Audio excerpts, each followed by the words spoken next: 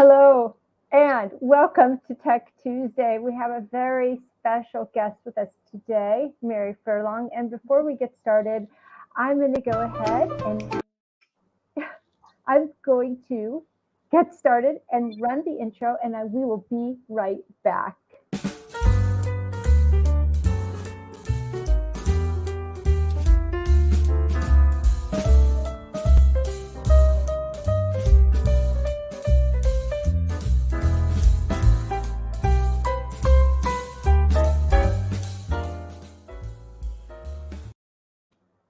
Well, my name is Abbie Ritchie. I am your host, the host of Tech Tuesday, and you can find me here every Tuesday. Although I am in a slightly different location today, I am in a little slice of heaven, Lakeside, Ohio, broadcasting live from a cottage and where the outlets are slim. And I'm on my laptop, and I've got Miss Mary Furlong with me today. Mary is a longevity expert. I know you've heard about her, and I'm thrilled to have her as my guest today on Tech Tuesday. Welcome, Mary. So good to be here with you. Thank you. Did you have a view from that lakeside cottage? Oh my gosh, I sure do. Although, like I told you before we started, right now I've got my laptop hoisted up on a toaster oven. I just tried to make everything work in the cottage that we're in right now. But right outside, we've got a view of Lake Erie. And like I said, it is a little bit of heaven, and we're here with family. Happy birthday, Aunt Carol. I know you're watching today. And just truly enjoying, all that this beautiful lakeside village has to offer. And I'm thrilled, though, that you're with us today, Mary, and are here to share with us today what technology we could be looking forward to, we should be having our eye on, especially as a senior living executive. So I wanted to first have you tell us what you've been into lately and what we could be looking out for. Well, maybe for your audience, they should know I'm a serial entrepreneur, and I've been building businesses in the longevity market for over 30 years. So my first company was SeniorNet. That was before AOL. So that was the first community to help older adults. My second one was Third Age Media, which we sold to Ancestry. And the third has been Mary Furlong and Associates, which we produce conferences and have a newsletter and our own podcast. So in that span, we've been helping entrepreneurs and investors look at new technologies that can improve senior living. Great. And I am so curious, out of all those different opportunities and companies and ventures, can you tell me what is one of those things that you're really passionate about? I know that you've got your hands in many different areas, but what's the one thing that really day after day keeps you excited and motivated? Well, I'm always motivated to make a difference in the lives of older people. And certainly during the COVID, when everyone was challenged, but skilled nursing and senior housing even more so, and home care, any technology that provided people access to transportation, to meal delivery, to connections with family were really important innovations. So when we look at engagement tools, that is a really important area. And increasingly, people are looking at voice as an area.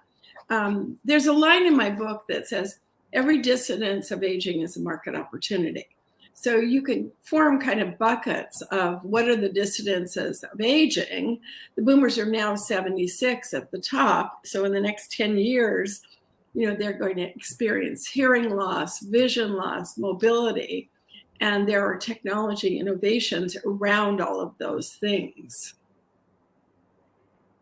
Let's talk about that dissonance again and the opportunity to market on some of those areas. When you're speaking with different senior living marketers and especially operators, if there was one area out of the various areas that you mentioned, what would be one that you think would it would encompass the most important one?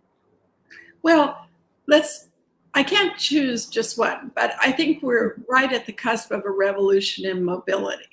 So Okay. if you look at the winner of our competition, Neurosantis, has an innovation that helps prevent falls because it improves your balance with this medical technology device, which all the judges thought was market leading. There's a new wheelchair coming out of England called Centaur Robotics that is kind of the Apple of wheelchairs. And one of the problems in assisted living is people don't take their mobility devices with them. So Journey, a company in Colonial Heights, Virginia, which was invested in by Peloton Ventures, now has a walker that's about 18 pounds. And so for a caregiver to put the walker in the back of a car, it's more likely that an 88-year-old will take the walker with them when they go.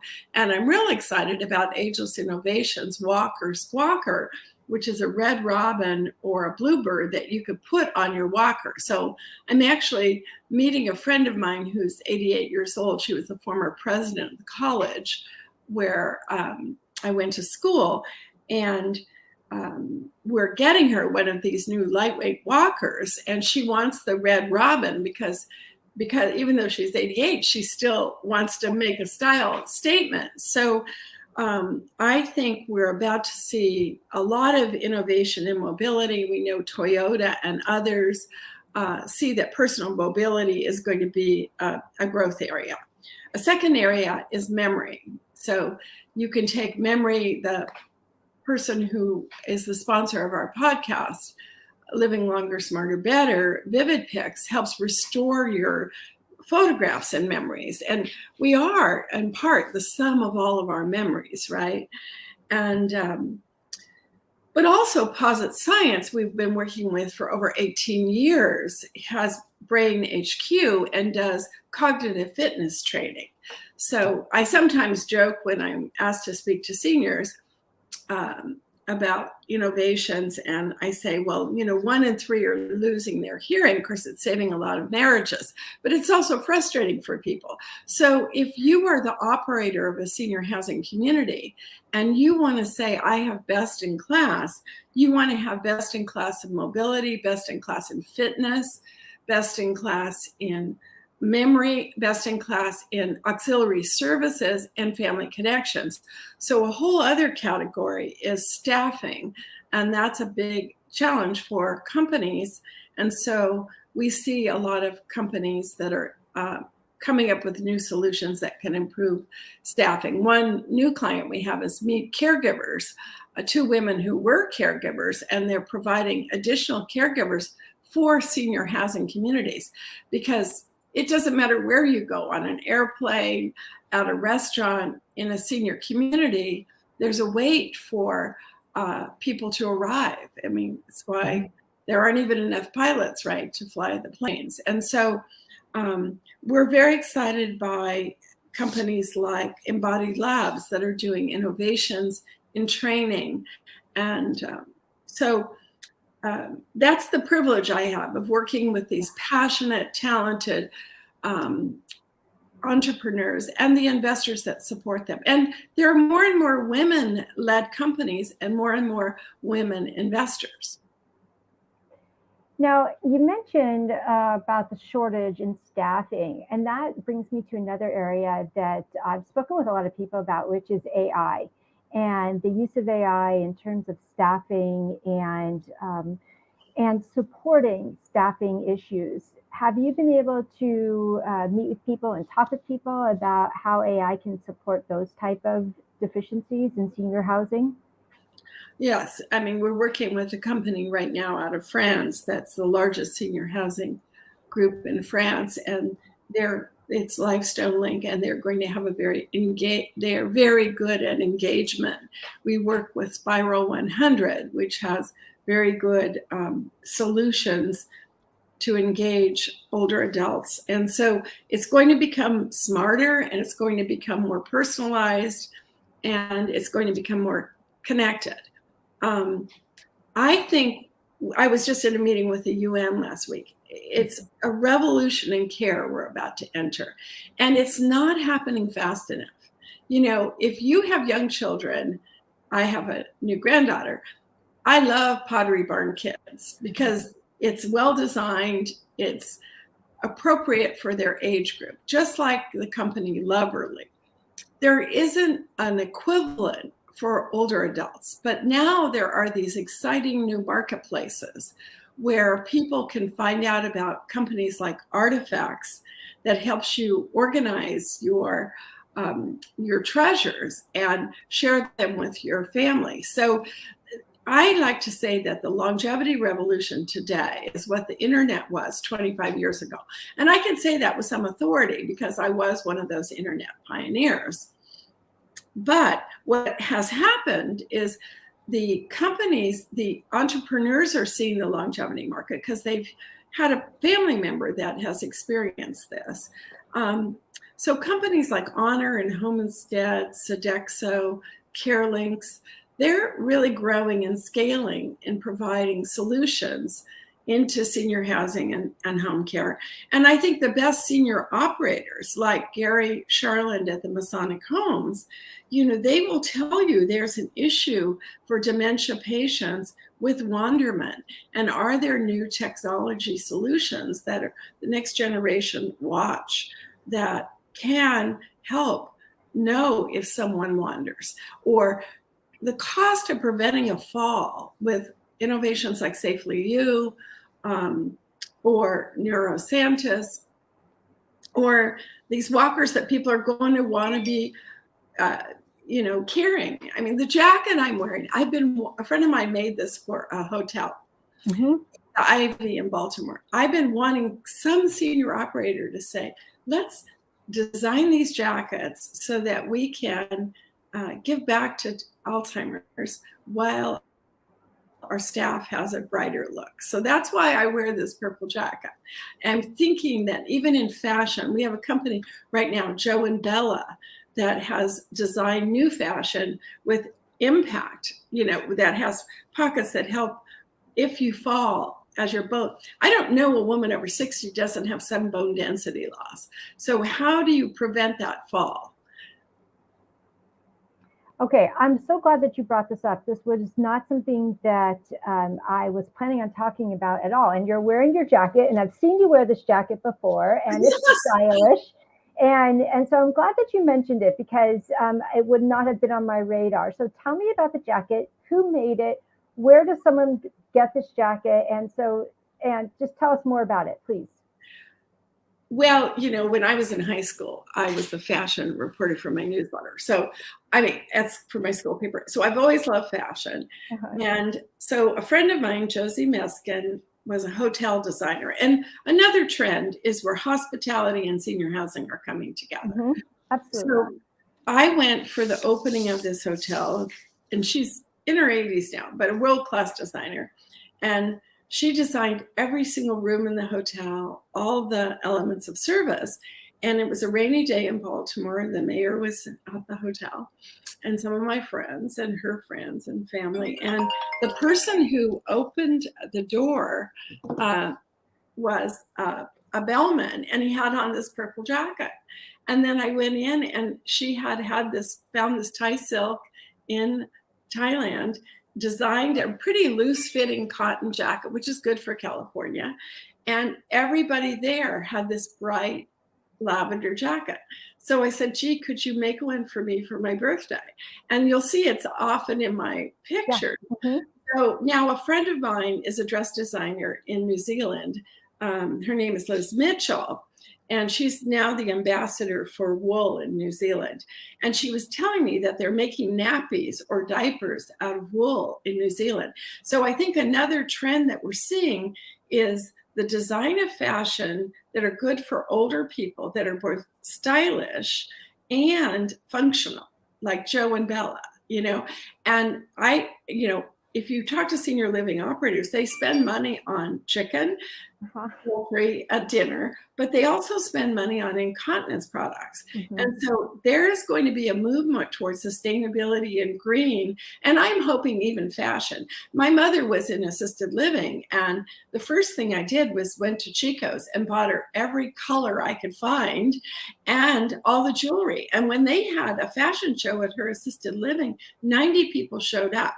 So I don't think we have taken style, beauty, hospitality, and fashion as far along as we could. And just as we're going to eat healthier, we're going to have more personalized menus. We're going to have different kinds of transportation solutions like Silver Ride. When we go into assisted living, it's going to be a whole new way of thinking. And I also think cause-related marketing is important. And so that's why I noticed that Posit Science is now partnering with the YMCA. And I think so is the American Diabetes Association. So why not give back to Alzheimer's, to dementia research and Alzheimer's, and add an element of fashion? So this is a vision for me. It's not a reality.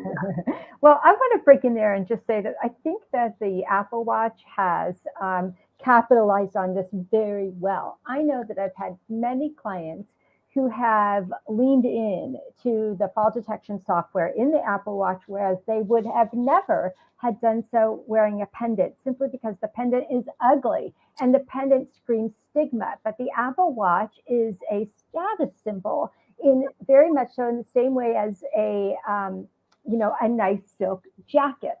So, and it's one that you can change in and out so that it matches your outfits. And I think that's important, that someone would take a personal liking and personalize what they're wearing in that same way. So I think once you can personalize it, you can make it fashionable, you can make it acceptable, you can make it interesting and high tech and less stigma oriented. That's the first step towards adoption. And I will say that in a lot of my research I've been doing lately, which a lot of it has to do with AI and adoption with AI, the more that I can help my clients adopt technology, the more that senior living operators can adopt technology and help their staff adopt to technology, the longer and healthier that seniors will be living.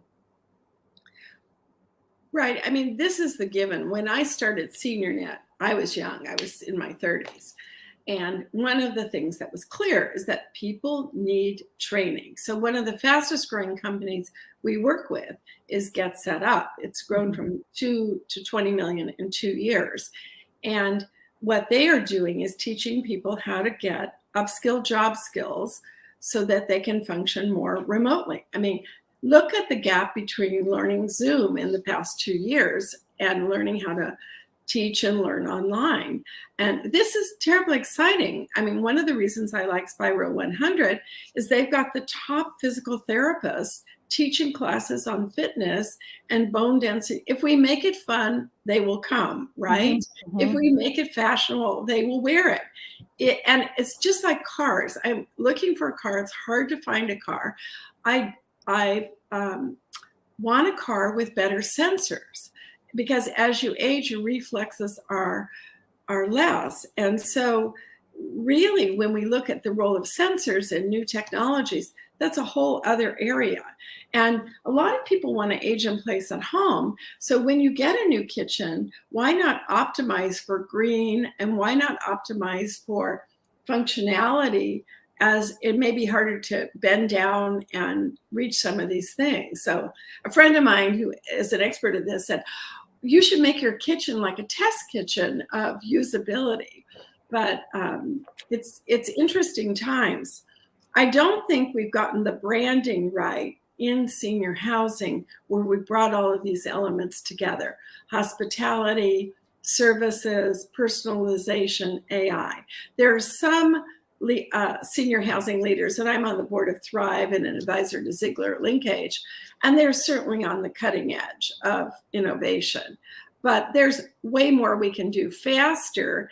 And also, there are at least 38 countries around the world where people are inventing together. So a lot of our deal flow comes from the best technologies out of Israel. Yeah. Yes, I would agree. Okay, we had someone write in, and I'm going to read out the question because it's too long to put it up on the screen. I'm interested in following up what you said about the intersection of hospitality and senior care. I've definitely seen this in the higher end slash private paying market, but curious how you see this becoming a broad trend given financial constraints. And that's from Sachi Gupta. Thank you, Sachi. Any comments on that, Mary? Well, it's funny you should ask that because I have a client right now that just came out of new client to us, but they came out of the hospitality industry, and they have kind of a menu of services, kind of like a Zagat guide in a community. And I think the mid-market is where the innovation needs to come. I know Todd Petty is doing a lot of things in the mid-market, but I think if we can show that you can add some value-added services with incremental margins to the senior housing provider, whether that's by providing technology solutions or by providing access to different services into a community where they may be, if you're in this community, you have a card that says when you go to this restaurant or you go to, it's like a discount card you can use in different places. You know, when I joined AARP, when Bill Bradley was one of my investors and he was running for president, he lost in Iowa, I decided to go help him in New Hampshire. I went to New Hampshire. The hotel was expensive. I said, I'm going to join AARP and get a discount on this hotel. And I've been a lifelong member ever since. But, you know, we will use those discounts, right? Yeah. Especially now with inflation the way it is. And so many people, those who have a pension, they still don't feel that they're getting the benefits of their full pension because inflation is so high right now. So we're going to look for every cost savings we can. I mean, Costco is also after this market. We had someone on that we talked to at our conference who's looking at Costco's mobility aisles. But there's a lot of cars in the parking lot at Costco. And, you know, a lot of people are buying wine at Costco. They are serving the older consumer. So let's circle back to the senior living operator, because that's a lot of the people who are paying attention here today, and they're watching, and I feel I just love to be able to help them. If you could wave your wand with a senior living wand and say this particular piece of tech should be in every single senior living community, what would it be? That's going to be hard because I have so many solutions that, I mean, currently we're working very closely with Livestone Link, which I think will be a major player to watch. But I was at Eindhoven at the Senior Home of the Future with Philips, and I saw the bathroom optimized with lighting. Is there a Toy Labs toilet in the bathroom? Is there access to transportation services? I think there's a lot to be done with services that they can just brainstorm. I think the leadership in the senior housing operators, are there women represented on the boards of the companies, or the women there in staffing?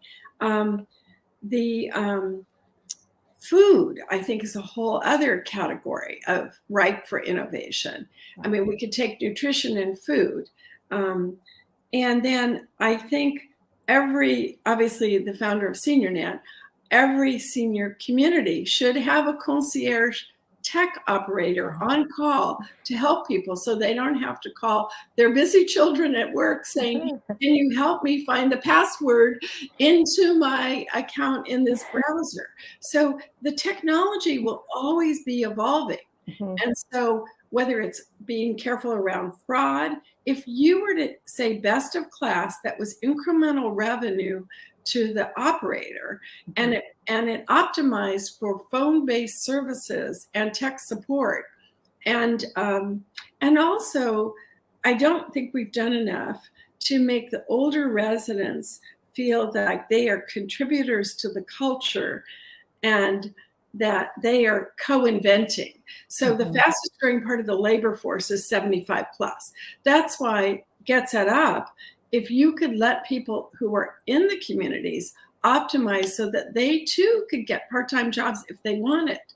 It may not be for that they need the money. It might be because they want to give gift cards to their children and grandchildren, which is a number one thing that people want. So, I mean, I think loyalty programs are part of the future. So the technology that I'm excited about are marketplaces, loyalty programs, and then just as if you had the best designers at Pottery Barn come in. Sherry Snelling has a great podcast and has given great presentations on wellness. So optimizing for wellness as well as for fun and the one line that got a standing ovation at the White House Conference on Aging that I remember, and I went to 3 or 4 of them, is older people want a vision of the future, not a memory of the past. And so when I look at people who are 100 years old, and I have friends that are 100 and 101, they're going to the book club. They're getting a mani-pedi. They're having lunch with their friends. I mean, I'm going to go to Chicago next week and meet my bridge club, who I've been playing not well. I've been playing bridge for 2.5 years during the COVID with, but I've never met them in person. And how fun is that to learn a new skill? And so realizing that learning and creativity and passion and contribution are the real elements that we want to solve for. And does your senior housing community have that spirit? Love it. I love it. You mentioned so many things, and I want to backtrack to one that I would love to know more about, and that's Livestone Link. Can you tell me more about that, please?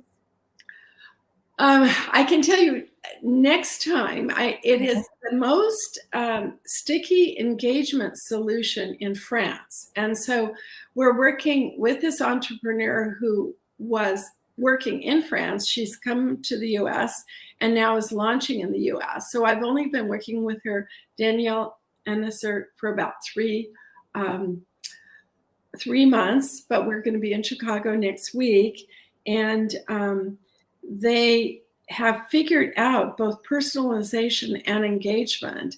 And so I think it's definitely one to watch. But there are many. Yeah, I also heard you. I'm going to have to do some research on the senior home from Phillips as well, because that has come up before. And so that's definitely intriguing. Well, great. And also, I know that you have another longevity summit coming up in the future. What's on the horizon for your next summit? So we do 3 or 4 summits a year. We do the Washington Innovation Summit because we've been doing that for 5 years under AARP as the sponsor and great thought leader Nancy Lamond. This year, we'll be looking at the innovation in the care economy and investment. So how we think about all of the problems and also all the opportunities and solutions. That will be in December. But we have clients where a lot of their, looking at what NIA is funding is really important in terms of the research and evidence-based solutions. So it's really important to know what US Aging is doing, what ARP is investing in with their startups, and that what money is going into home and community-based services that senior operators can partner from. So it's no longer, I'm a professor at Santa Clara in Silicon Valley. And so we've been doing the Venture Summit, the Longevity Venture Summit this will be our 20th year. We've given away $200,000. Some of those companies have become $100 million companies. So we'll be doing that in May next year. And then with JP Morgan Healthcare in San Francisco, which we're hoping to have back again in person, we were doing women leading in healthcare through the COVID. And so some of the most important heroes during the COVID were leaders of senior housing communities, people like Mary Haynes at Nazareth Homes, and the people that were on the front lines serving in those communities, and the people in the hospitals. When you think about the stress that they were under and that they saw family members that couldn't have memorial services, couldn't be there for birthdays. It was one thing for those of us at home, but it was a totally different thing if you were on the front lines doing that. So we will be doing the Washington Innovation. We will be doing JP Morgan, and then we do an online academy of skills-based training, and then we do the Venture Summit. And then in 2 years, we're going to be going to France and doing the first, we've been funded to do the first French conference, which I wanted to do a while, because you should come, Abbie. I want to do a connection to Fashion Week, right?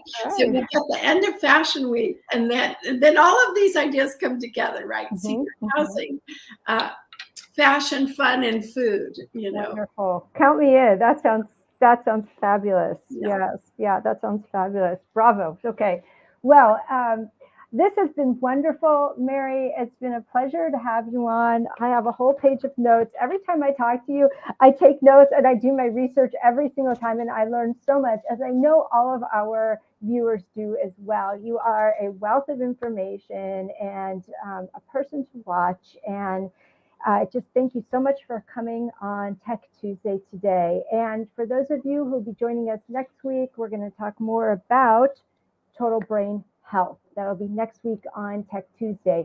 Thank you, everyone, for joining us and for your questions as well as your comments. And we will see you next week.